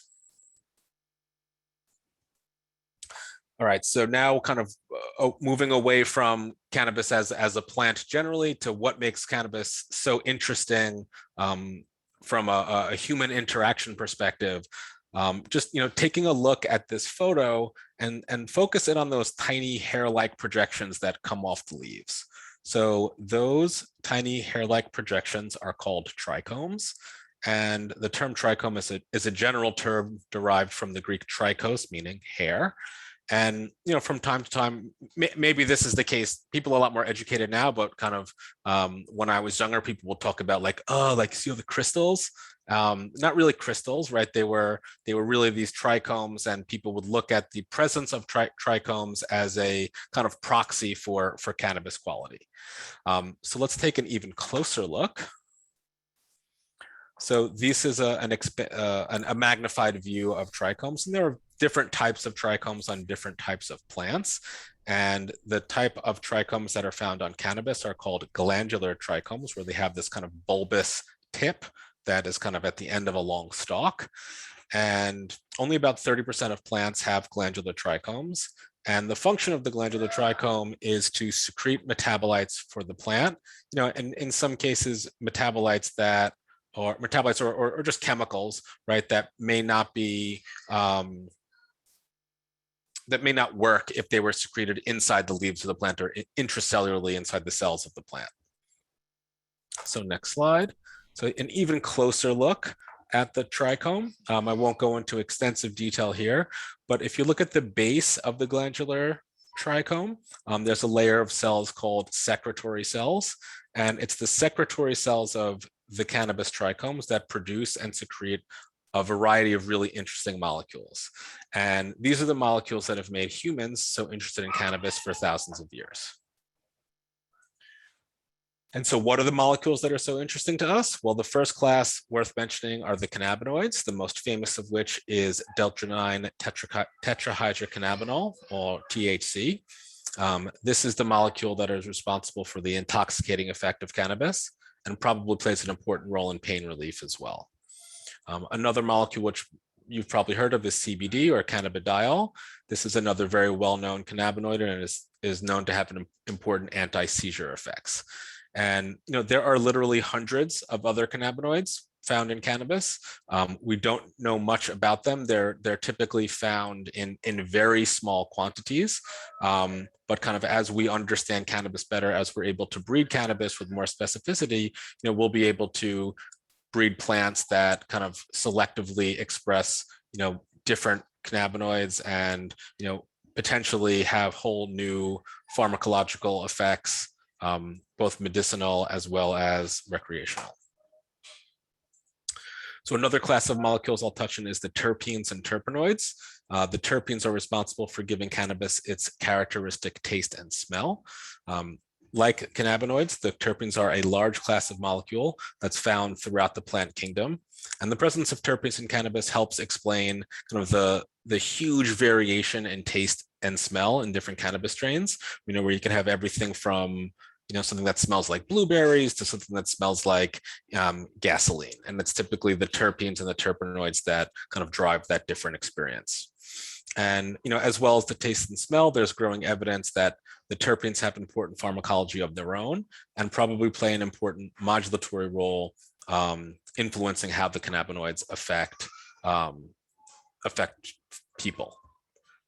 And so, how do cannabinoids affect people? If you don't mind, Eric, just back up one slide. The way that cannabinoids interact, phytocannabinoids, cannabinoids from cannabis, the way that those molecules interact with people are a system in people called the endocannabinoid system, which is a vast network of chemical signals and cellular receptors that are kind of packed throughout the brain and the body. And just really interestingly, I never heard the words endocannabinoid system until I was like deep into graduate school. But it is the case that the endocannabinoid receptors in the brain are one of, if not, depending who you talk to and how you define it, one of, if not the most prevalent receptor in the human brain. So the fact that as a neuroscience student, as a pharmacologist, we didn't learn about this. Eric, how do you explain that? I mean, that still fascinates me that somebody's going through graduate school in the sciences and this hasn't been discussed. I mean, why isn't this introduced in college? Why isn't this introduced in high school? This is fascinating. It's really fascinating. I mean, I think that the kind of deep cultural stigma around cannabis is certainly part of it. I think the more, if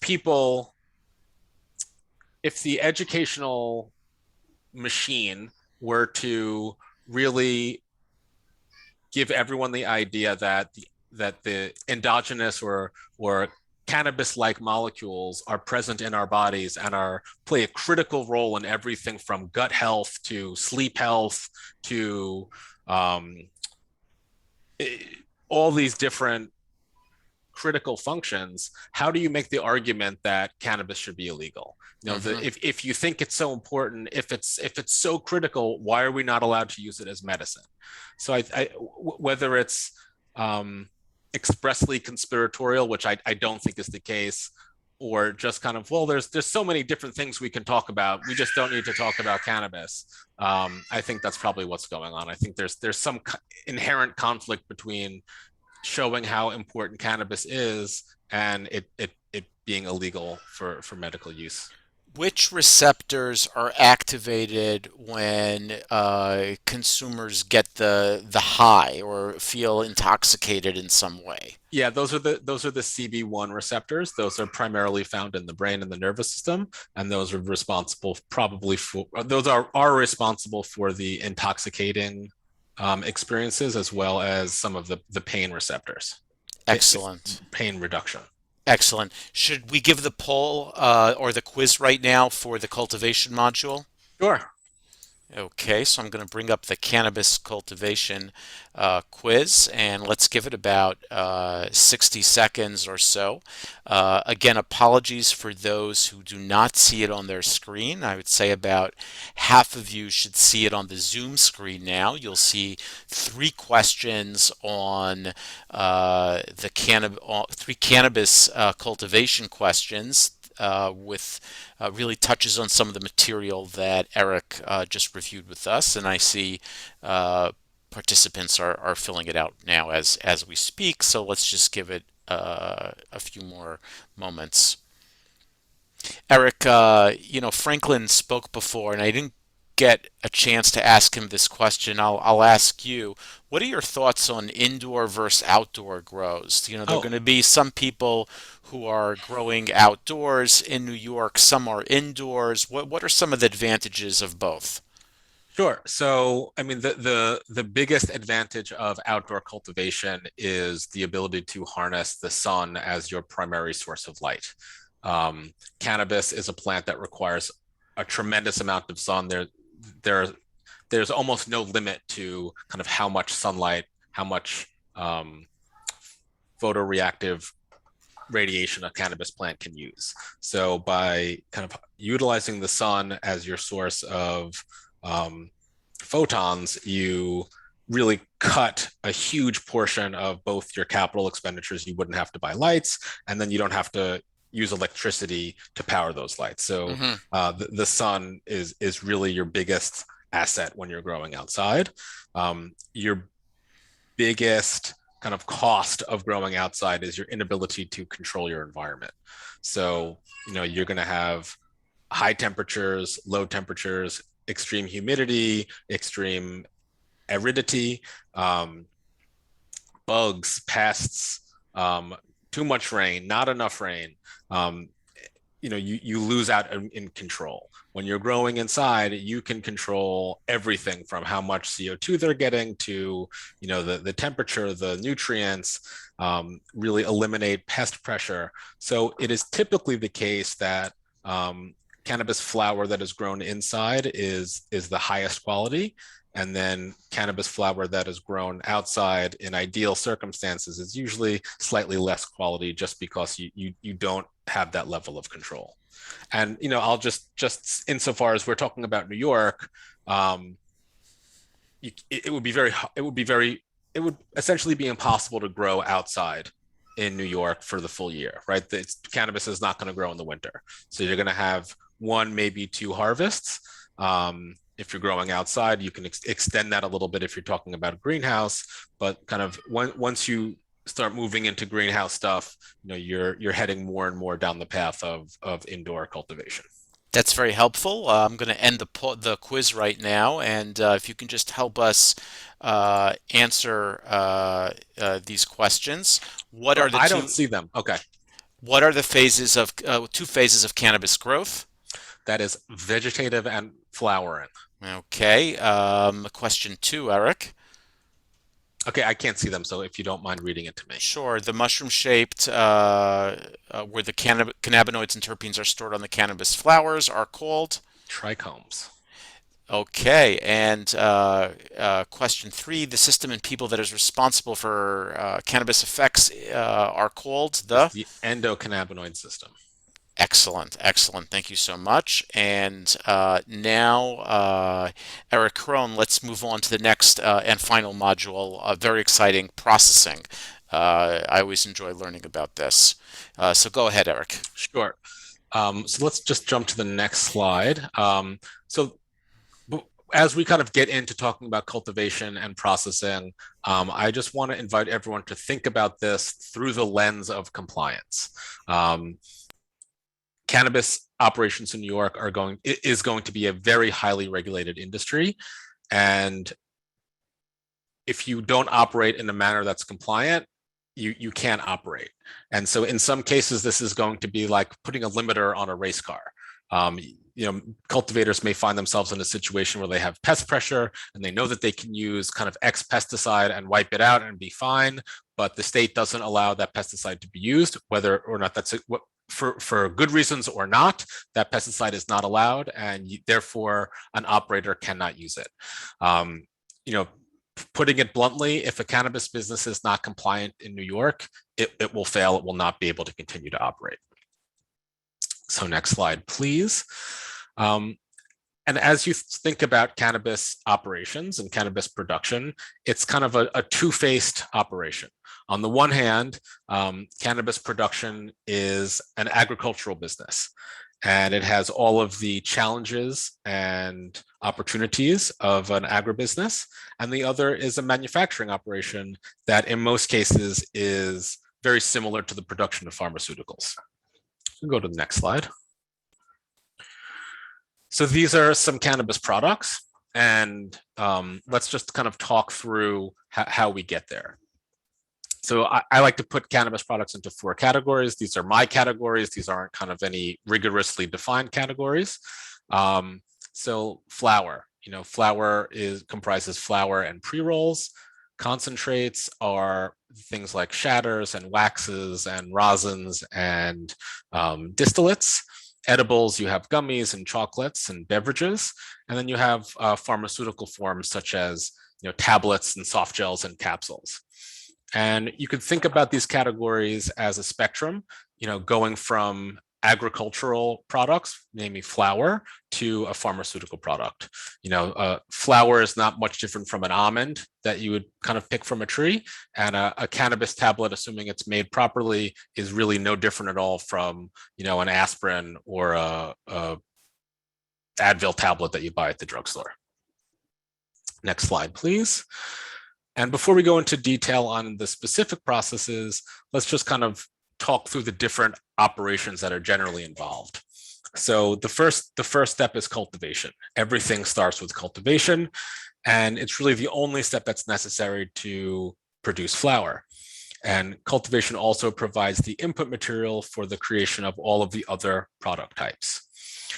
The next stage in the process is extraction. And when we talked about cannabis, the plant, we talked about the trichomes. Well, the process of extraction is simply the process of separating all of the interesting stuff from inside the trichomes away from the rest of the plant material. I have the term processing here. This is a hugely broad term that's so broad as to almost be meaningless, but it can include everything from solvent recovery to formulation to color remediation. There's lots of different things that can be included in formulation. We have packaging, where the cannabis product is placed in a package, and then we have quality assurance testing. And I'll talk more about quality assurance testing towards the end, but this is the final step of. You can think of this as the final step in the manufacturing process, and that's something that's pretty unique in the cannabis world.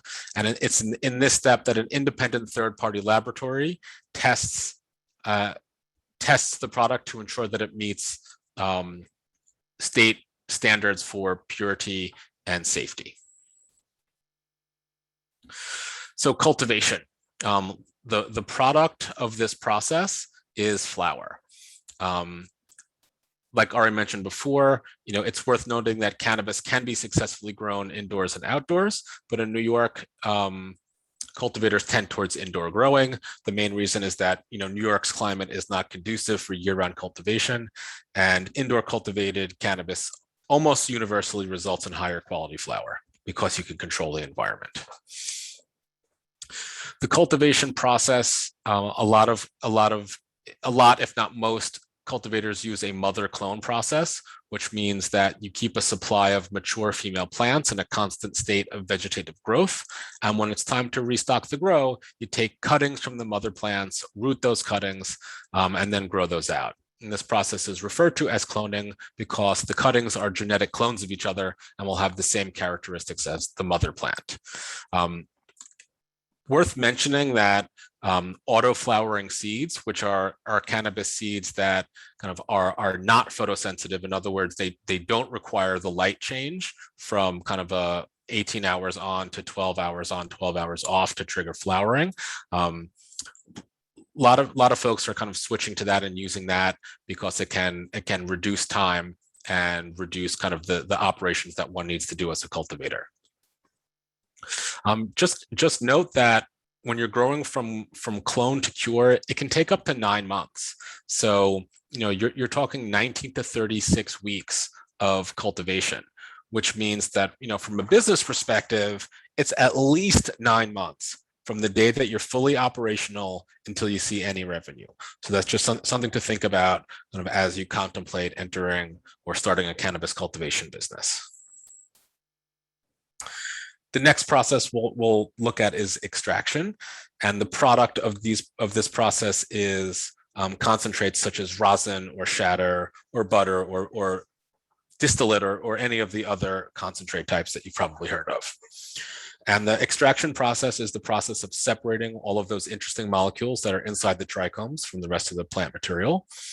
And because the cannabinoids and the terpenes are generally hydrophobic molecules, which means they are not soluble in water, we typically use various nonpolar solvents for the extraction process, such as butane or propane or ethanol or carbon dioxide.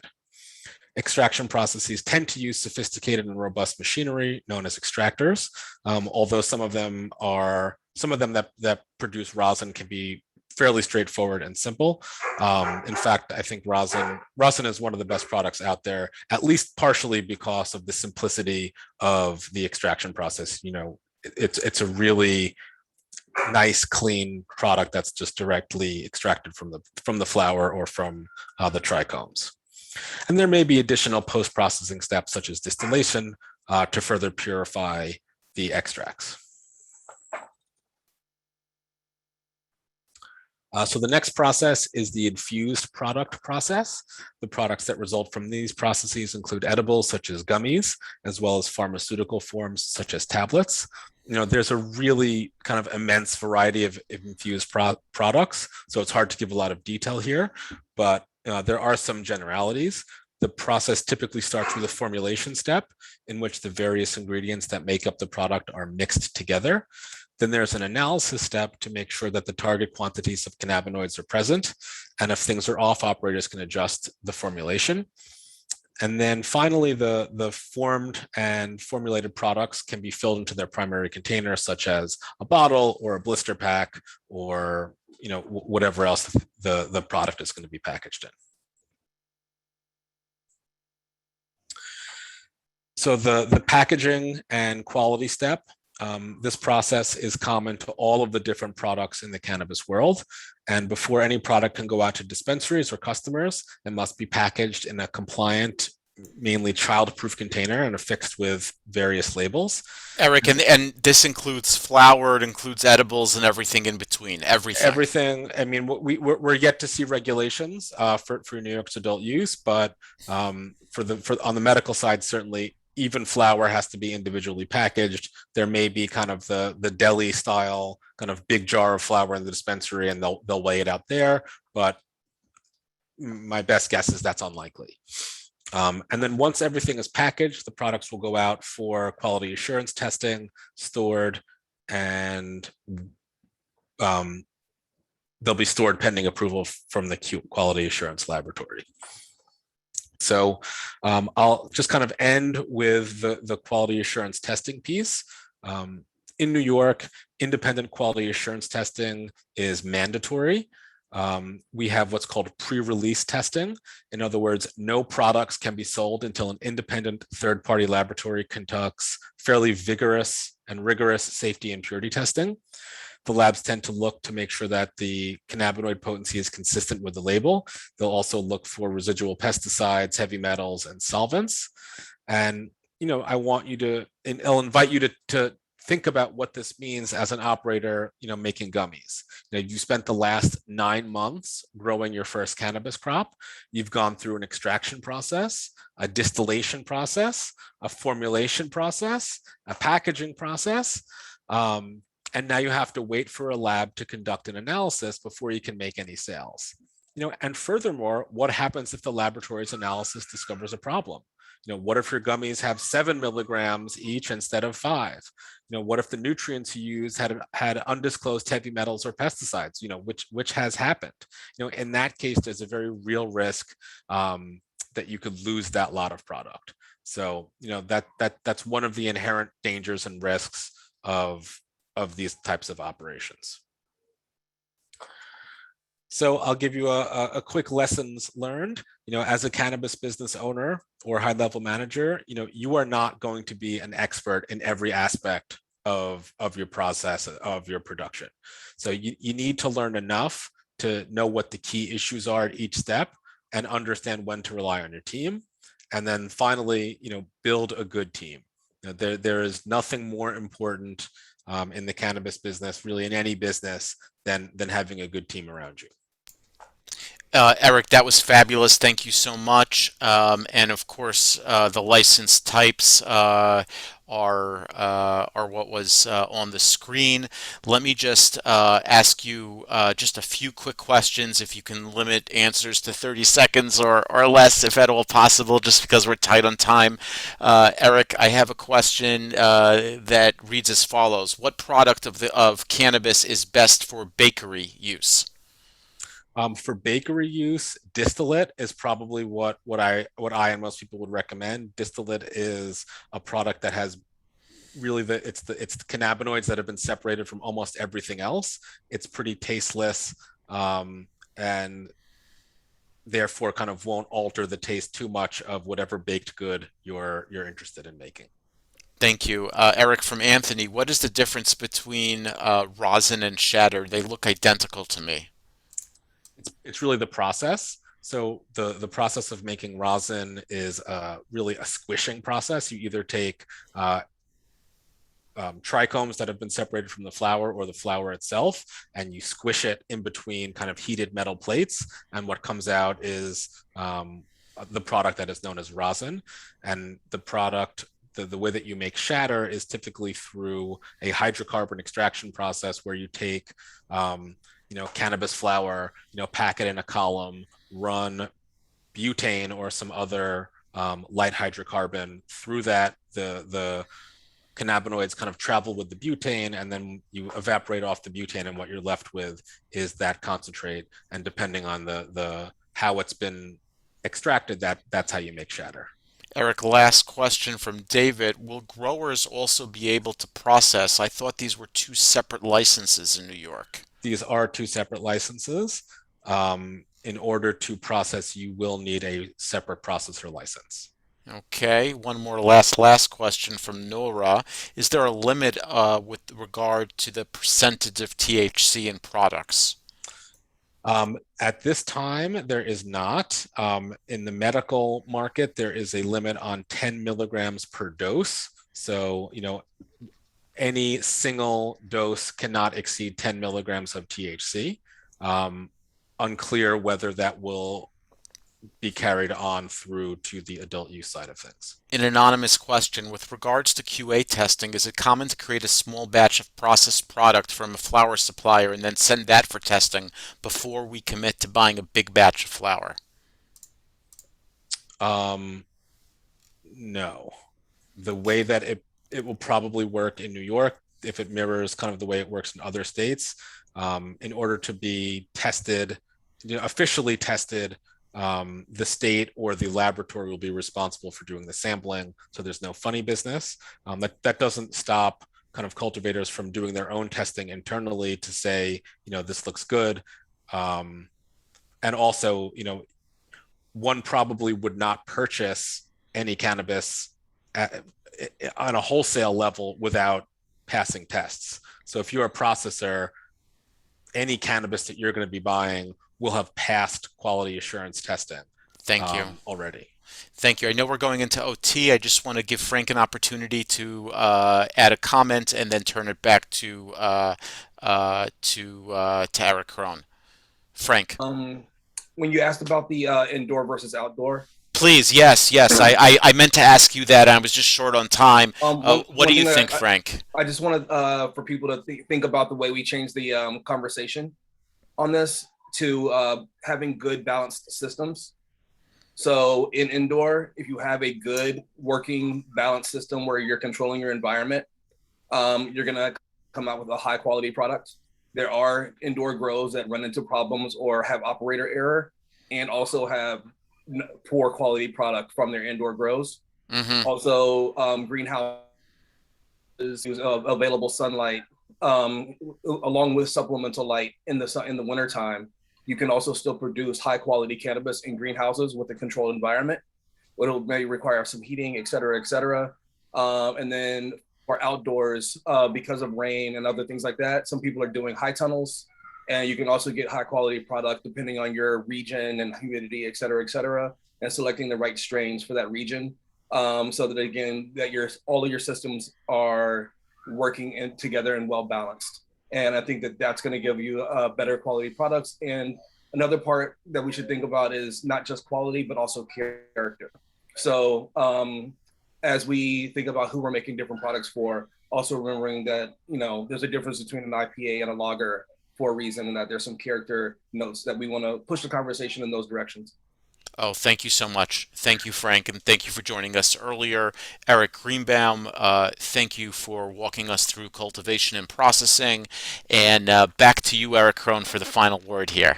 Well, let me also say thank you, Ari, for putting all this together. It's just amazing guests, very inspirational. Eric and Franklin, thank you so much for joining us tonight.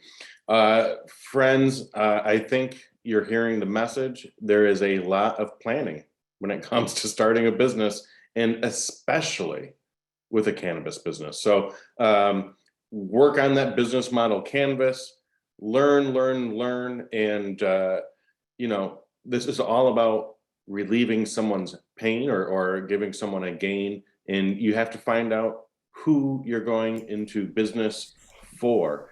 That way you can really design a business model for that. Thank you so much for joining us, and I cannot wait to see you all again next Tuesday. Have a wonderful night. Thank you so much. And Eric, thank you. And Binghamton University's Koffman Incubator. And of course, next Tuesday evening, we'll be focusing on retail. We have amazing speakers, and we know there are a lot of folks who are interested in launching their own retail dispensary business. And I think that's going to be a very important session for folks. So thank you, and have a wonderful evening. Have a good night. Thank you again, Eric and Frank. Take care. Bye-bye.